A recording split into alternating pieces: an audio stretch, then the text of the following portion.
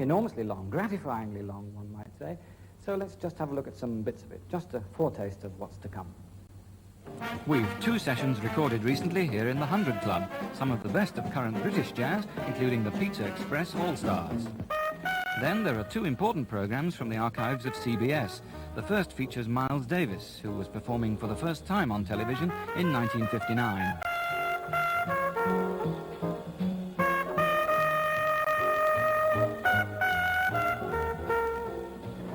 The other is called The Sound of Jazz, and it's a 1957 recording, which includes Count Basie's band, the Jimmy Giuffre Trio, and Thelonious Monk, amongst many others.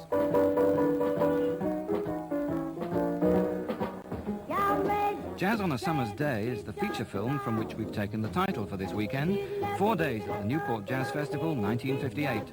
A huge lineup of performers, this is Anita O'Day, is topped by Louis Armstrong, Mahalia Jackson and Chuck Berry, all enjoying the idyllic setting of Rhode Island. We've got the Hollywood version of the Benny Goodman story, one of the best of the musical biopics.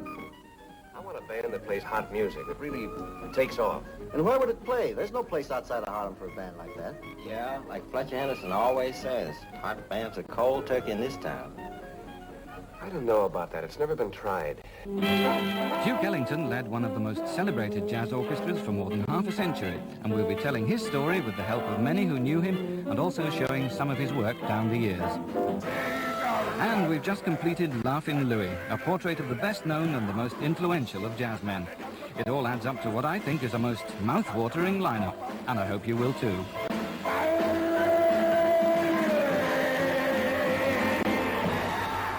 Yes, indeed, mouth-watering is the word. And we start with a hefty chunk of nostalgia for the early 60s.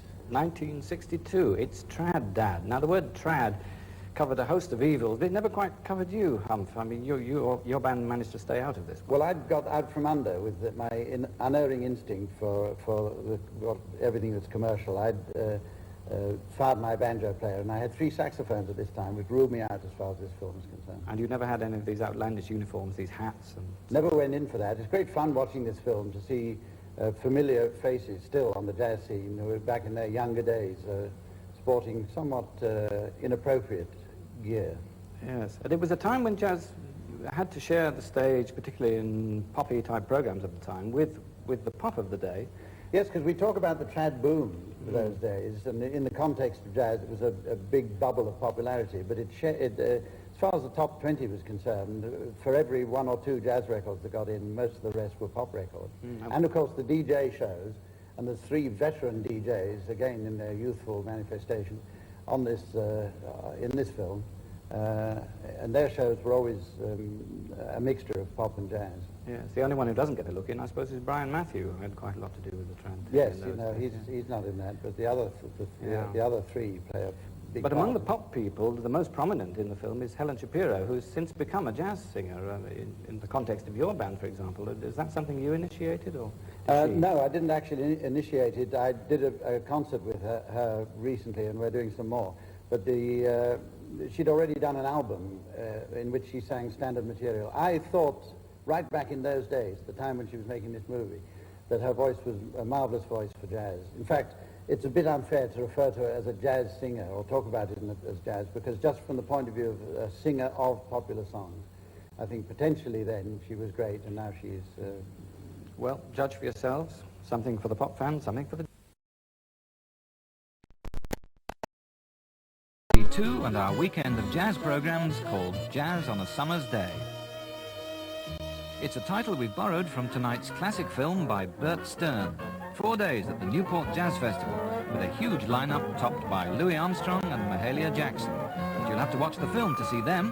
We'll whet your appetite with some of the others. Singer Anita O'Day.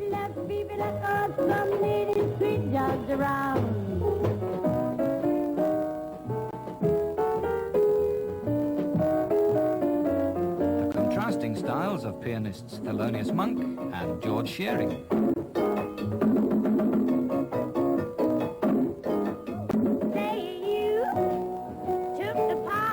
And Dinah Washington. That's what was my heart. So I suggest maybe that you come and get the rest. 4 days in the summer of 1958, all lovingly filmed as Jazz on a Summer's Day. That all comes later, but for the moment we give way to non-jazz activities just for a while. If you want to keep the jazz theme going, and I know there are lots of enthusiasts who are having a whole party night based on this event, don't forget that the excellent Peter Clayton comes on the air at 5 o'clock with his jazz record requests on Radio 3. That's Radio 3 VHF only, by the way, because the medium wave is carrying commentary on the test match. And that's where bbc2 is heading now as well, to Old Trafford for...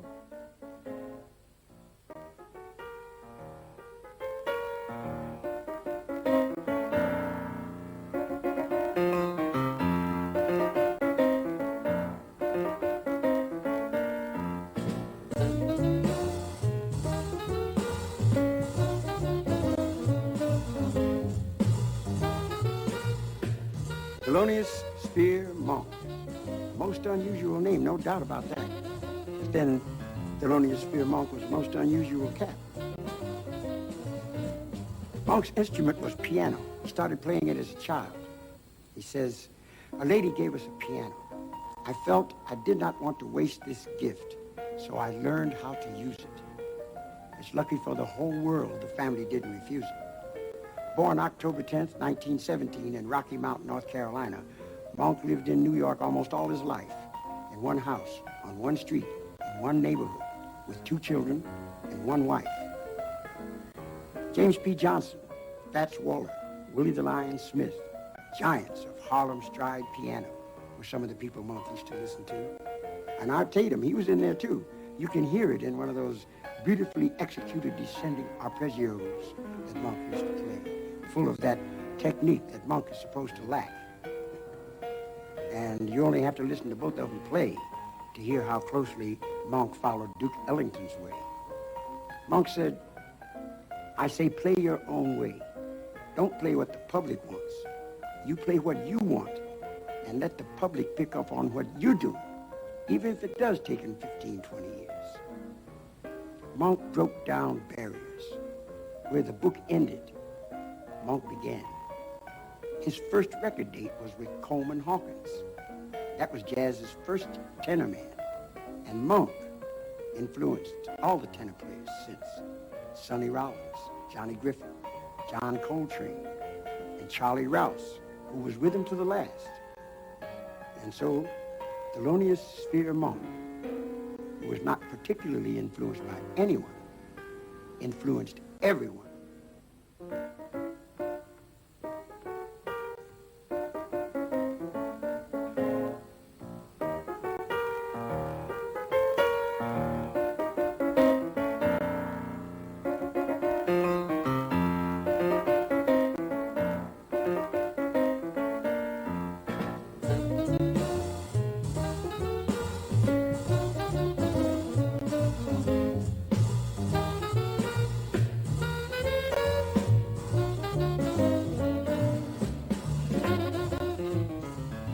Thelonious was one of the greatest composers that we have in music.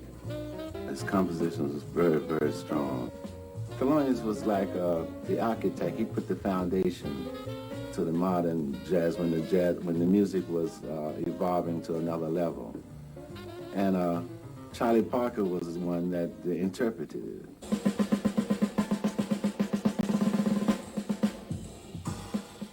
I remember him saying to me once, most drummers can only play in 3 tempos, which is slow, medium, and fast. So he played in between all 3 of those. His music is classical because it demands a discipline without asking, like regular classical musicians. You know that this music demands a discipline, and that's the same with Thelonious's music. He didn't have to ask. The music itself demanded a discipline.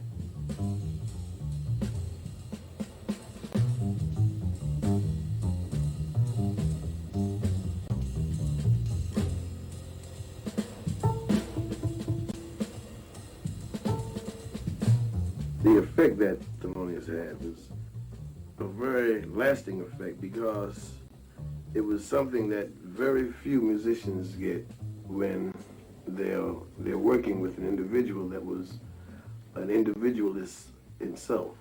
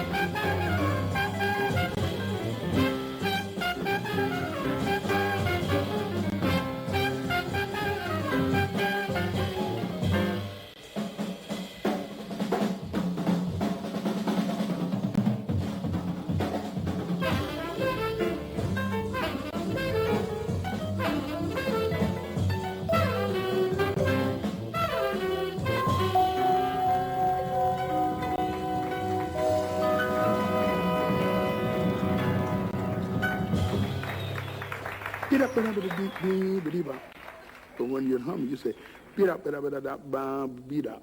So people would come and ask, they say, you know, play that tune that you play. And we didn't have any name. We said, what tune? They said, you know, the one goes, beat up, the bebop, you know. They just started calling it bebop music. Bebop, the new jazz, was nurtured in Minton's Playhouse, a dingy little nightclub on 118th Street in Harlem that had already seen better days the day it opened. It was managed by ex-band leader Teddy Hill, who needed a house pianist and got Thelonious Monk to fill the bill. Bebop's big three are Dizzy Gillespie, Charlie Parker, and Thelonious Monk, known as T. And they all joined the sessions at Minton's, which seemed to run non-stop, in which they developed the rudiments of what became bebop, a new way of playing an old thing, a rejection of the conventionalities of swing. Now, for cats to leave their regular gigs and come uptown and jam with Monk, that was the norm.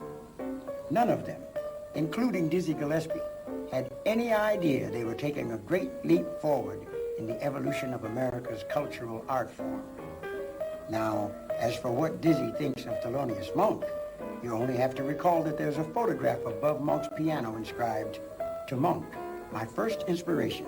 Stay with it. Your boy, Diz." Bud Powell was a teenage piano player from Philly. Every time he walked in the door of the Minton session, there was a big argument, because Monk was the only one that wanted to let Bud play. The only time Monk ever recorded one of his tunes with a vocalist was when I walked in a studio to say a quick hello and found myself writing lyrics to and singing "In Walked Bud," dedicated to Monk's protege, Bud Powell. Dizzy, he was screaming, next to LP, who was screaming, Monk was thumping, suddenly in walked Bud, and then they got into something. Fires blew with me sax, Mr. Max Rose, beat me next, Monk was thumping, suddenly in walked Bud, and everything started jumping. It's still playing Taylor, blackmail. Oh, people to be string, down in his ear, play everything, Monk was thumping, suddenly in walked Bud, and then they got into something.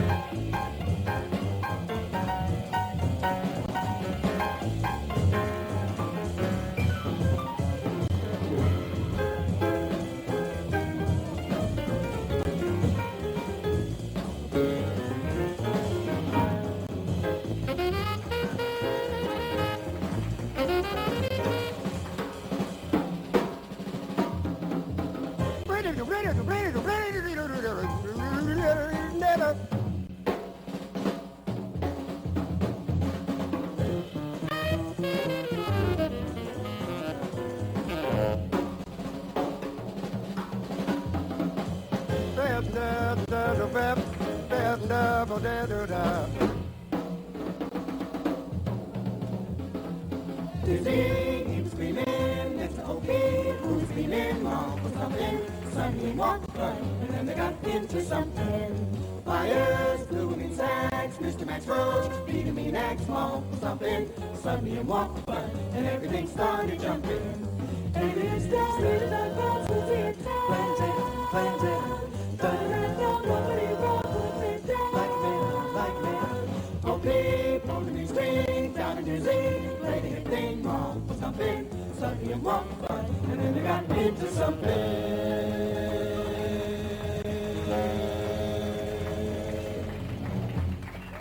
I always found his music something to make you laugh sometimes, you know. I mean, not laugh at, but laugh with, because Monk, though I found him to be a very quiet man, you know, and very sort of an introvert in a way, not musically at all, but as a person, you know.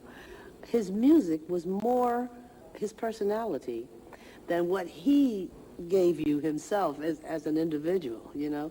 I remember that we lived in the same complex, and he used to come to my house at the oddest hours, I have to say, 1 and 2 o'clock in the morning, because he liked my piano, and he wanted to play it. And I used to say, T, not at 2 o'clock or 3 o'clock. He said, well, I'll play soft, you know.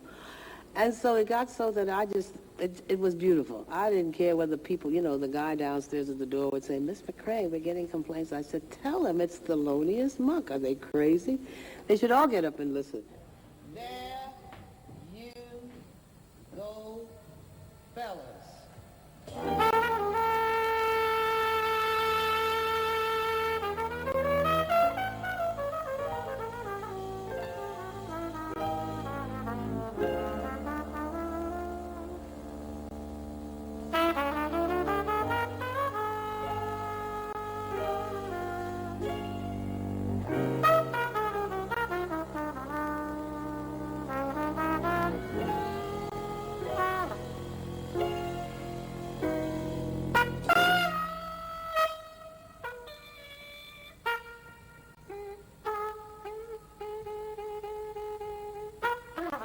Tears I've shed today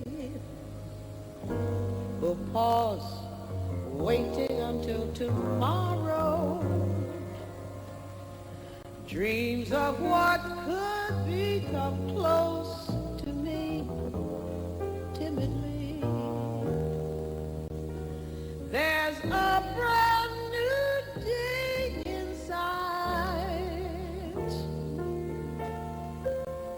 At that time, round midnight,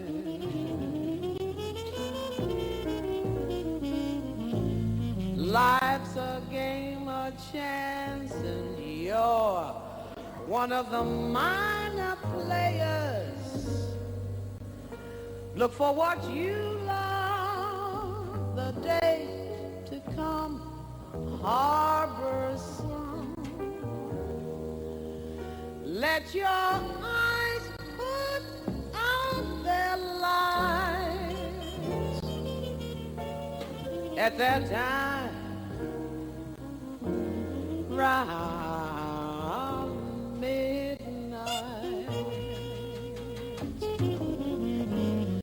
every day's gonna bring some sadness. Every day's gonna bring some gladness. So take what you can of the glad times. Don't measure your pleasure in nickels and dimes to look back on today. You know when you've been unhappy, fears dawn chased away just might at night have their day. Let your spirit stop the fight at that time. Round midnight, I'll think no more about today.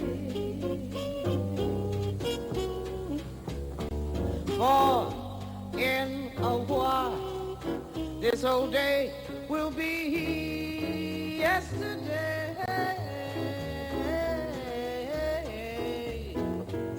Alone at midnight here in my room, I sit here in the gloom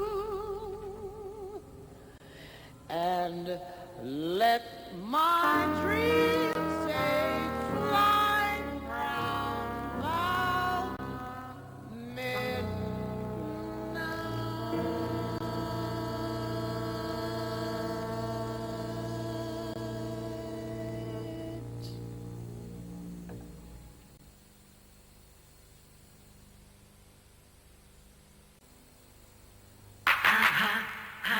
Harmony. Do you dream in color? What colors do you dream? Is this mirror or mirage? Are things what they seem? Do you dream in color? What colors do you dream? I'm a constant chameleon. Am I ever who I see? I shade and I fade and I shine and I sheen. Conditioning colors 1 to 15. I'm harmony. I'm harmony. Conditioning colors.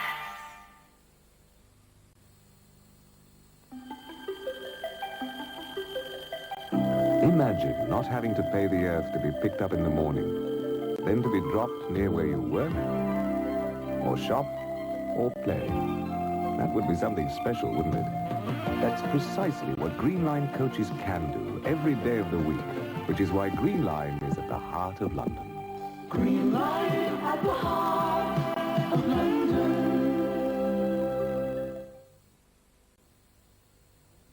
Good news from OTV. Now you can buy one of my ex-rental videos from just £199, guaranteed.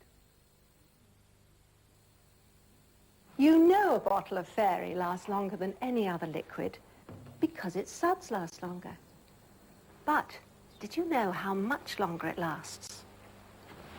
Well, we took the best of all the other liquids and tested it against New Fairy. The other liquid lasted pretty well. One bottle did all this washing up. Not bad, till you see what Fairy can do. Fairy's longer-lasting suds mean it can do all this and more, much more. On average, 50% more. And of course, it's still as mild and gentle as ever. New Fairy's not just a little bit better, it's 50% better than the best of the rest. When Dad offered to show Gran how to play golf, she soon had the game up to a T. I knew they'd need a nice cup of quick brew when they got home. Quick brew makes a lovely cup of tea because these flavour perforations let all the rich taste of the tea flow through. Well, Gran, good game. Smashing. Hello, dear. One lump or two. Quick brew makes a lovely cup of tea.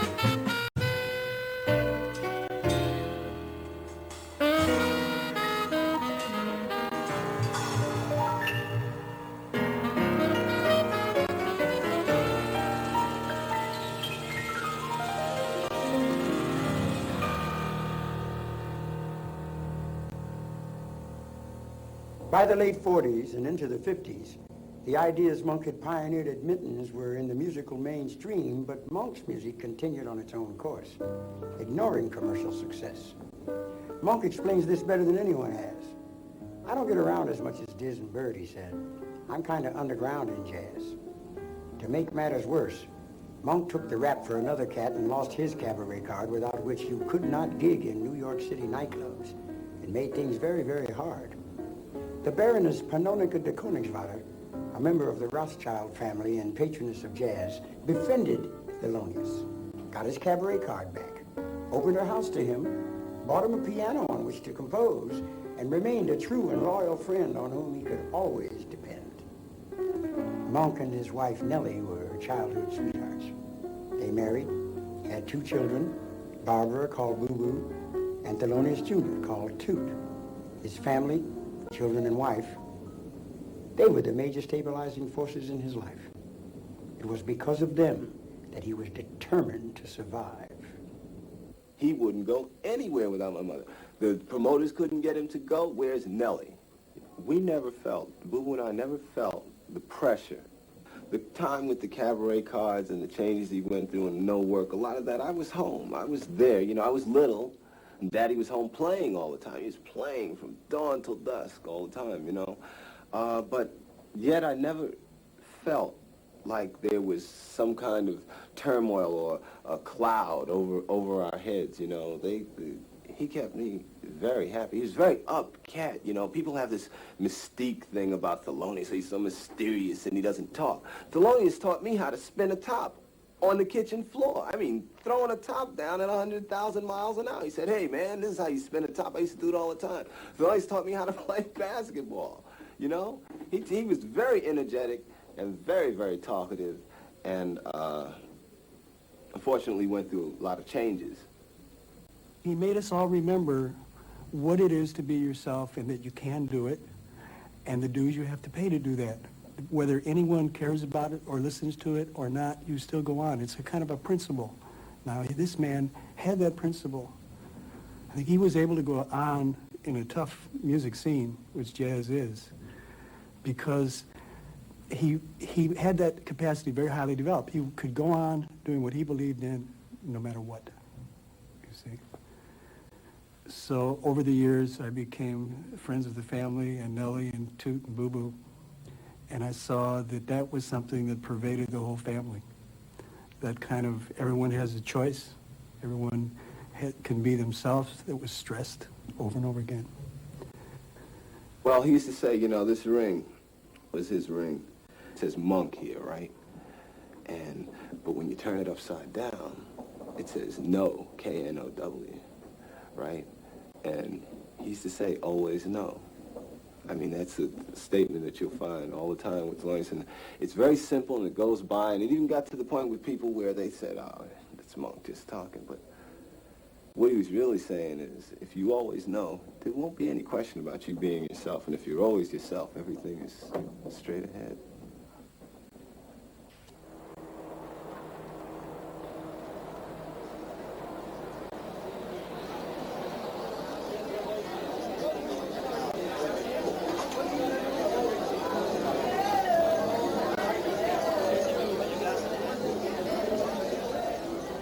Joe Termini.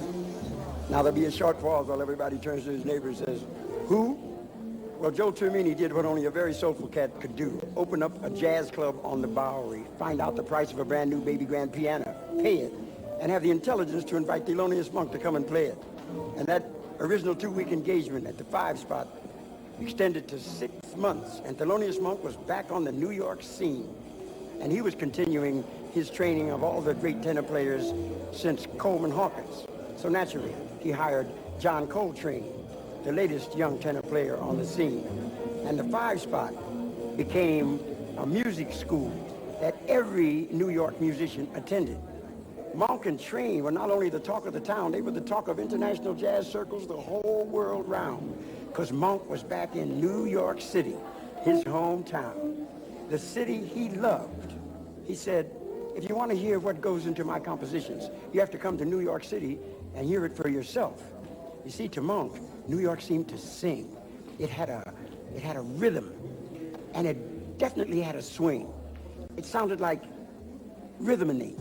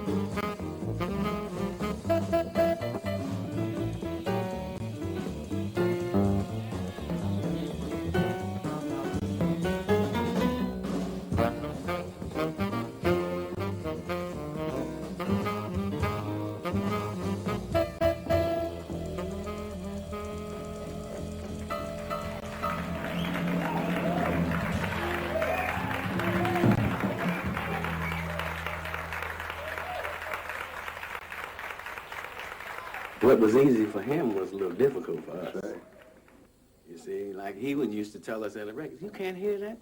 It's so simple. I said, yeah, it's simple for you. But we had to find out what to do with it. And he'd write it down like a lot of dates we were on, he'd just write the music right there. Yeah. And to him, boy, I said, this is very childish stuff we're playing here.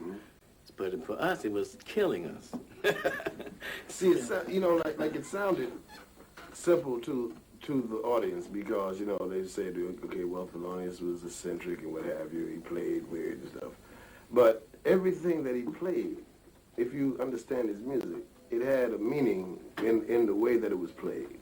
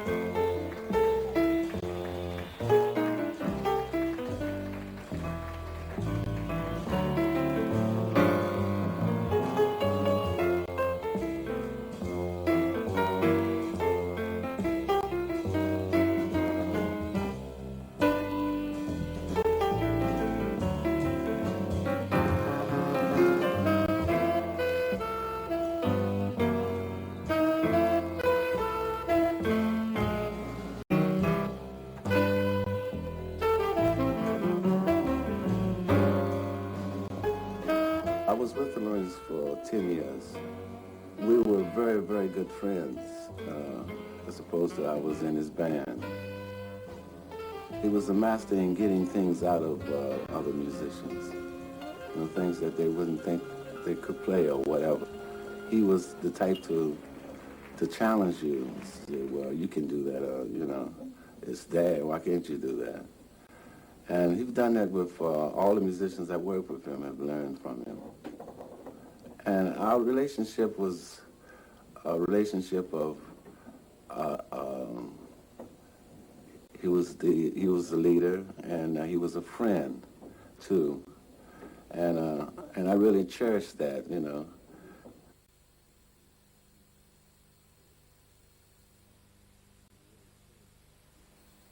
Good news from OTV. This month, when you buy one of my X-Rental colour TVs, I'll give you an X-Rental black and white TV absolutely free. Colour TV prices start at only £55, and you can use your Access or Barclay card. All OTV sets carry a 3-month written guarantee. Just think, with one of these colour TVs, you can own one of these black and white sets for free. That's a very special offer, but only while stocks last. Hello, I'm Lisa Goddard, and I've been asking ladies to tell me whether they prefer Lenore's April freshness to their usual fabric conditioner. Oh, this smells much nicer. You prefer that one? Yes, it's lovely and soft as well. Can you think of anything the smell reminds you of? Yes, spring flowers. You've chosen Lenore. You noticed the difference? There was a real difference between the two. And Lenore's wonderfully soft as well. So why don't you check your nose? Lenore's new April freshness makes all the difference. When you buy a used car from Curry Motors, you buy peace of mind. Because with our 14-day exchange plan, if you're not 100% happy, we'll exchange your car for another.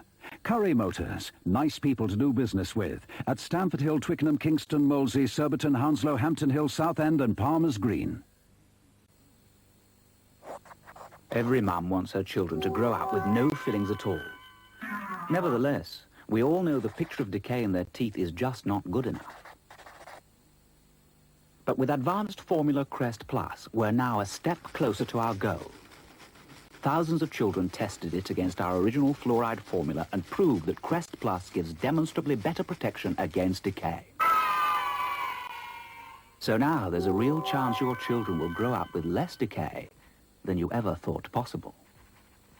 Crest Plus. We're fighting to make tooth decay a thing of the past. These beautiful ladies are proving that the soap that's mild and gentle on their skin also lasts longer.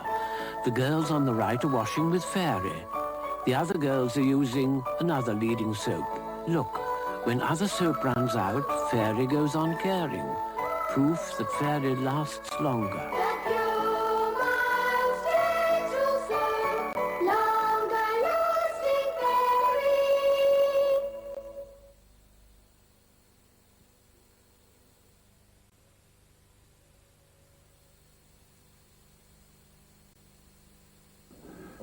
He was a beautiful cat, just a person who thought differently than a lot of us, but it was right for him, you know? And I admire that in anyone who can really just come out, stand up, say what they want to say, whether it's crazy or to you or me, and just really believe in what he's doing, you know? And there were so many people who I'm sure wish that they could have played with him at one time or another, because he was a genius, without a doubt.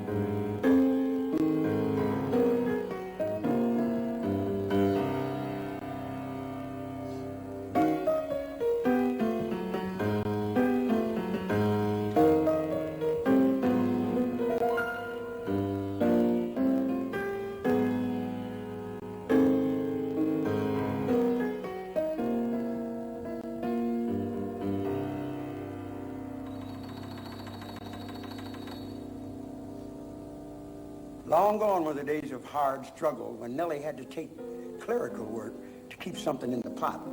And it was a miracle Monk remained rational. Now, there were albums selling like hotcakes, concerts in prestigious halls, gigs galore, appearances in Europe and Japan, and more. Thelonious Monk was international. It was a new day. As for Monk's attitude towards his newfound success, he says, if people think my playing is more simple now, maybe that's because they can dig it better. It takes that long for somebody to hear it, I guess. That's a good guess.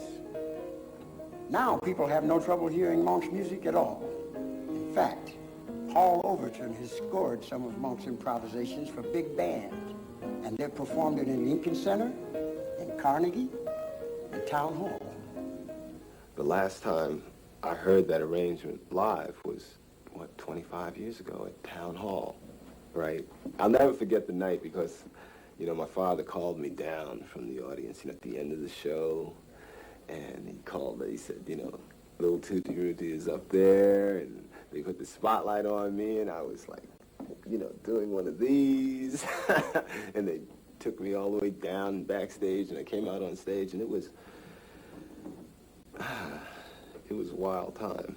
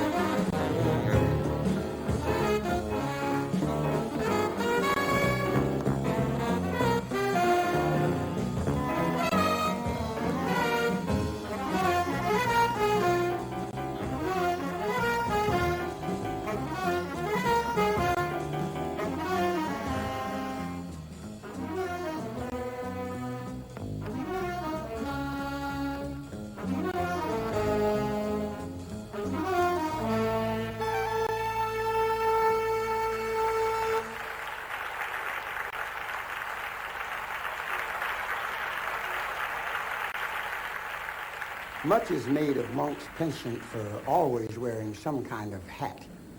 As to why he always wore one, there's been no clear explanation for that. He was not a man of many words and always spoke in cryptic phrases, changing hats from time to time like the moon changes phases. Big hats, small hats, flat hats, tall hats, serious hats, hats of fedora, silk, and satin, hats from Bangkok, hats from Manhattan, hats for winter, hats for spring, hats for summer, hats for fall. You want hats? Monk wore them all. You certainly can say that whatever was in Monk's head was kept under his hat.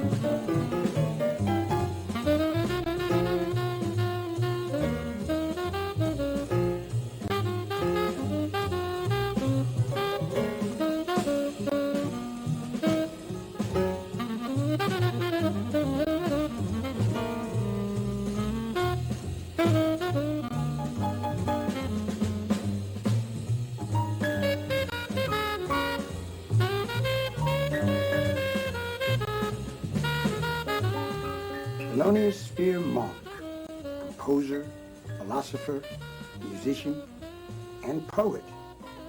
A man whose vision helped chart the course of modern jazz as we know it. For most of us, compromise is a solution we accept without hesitation. For Monk, it was never even a consideration. He was a man of few words, none of them very big. When questioned about his music, he would invariably answer, take out the records, sit down, and dig.